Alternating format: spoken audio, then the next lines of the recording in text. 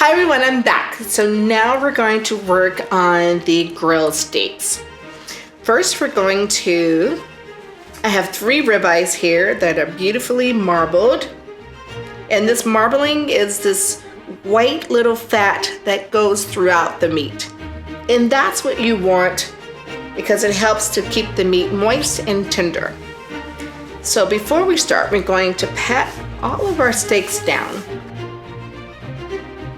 And you never want to put a cold steak on a grill. So you do want to bring your steaks, not completely to room temperature, but to definitely knock off that chill. And then what I do, I sprinkle a little bit of olive oil on them. And I massage it onto the steaks. And I do both sides.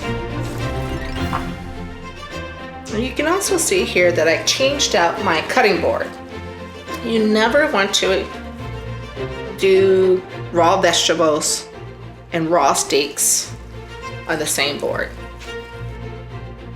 I'm going to take my salt and just sprinkle it onto my steak and then rub it in. And I don't really like to add my salt on my steaks until I'm getting ready to put them on the grill. I may put my other herbs if I'm trying to marinate my steaks on first, but I will typically leave my salt to the end. And the reason I do that, because sometimes salt will dry out a piece of meat, and I want the salt to help add flavor.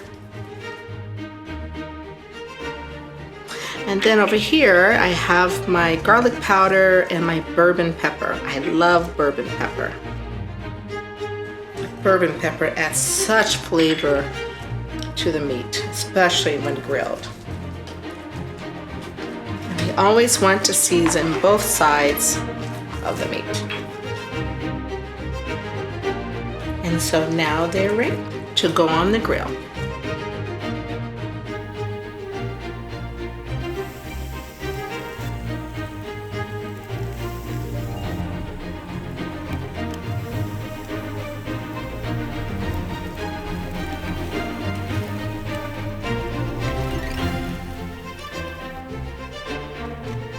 A nice, clean, pretty cut.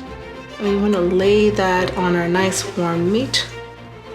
And what that will do is melt down onto our meat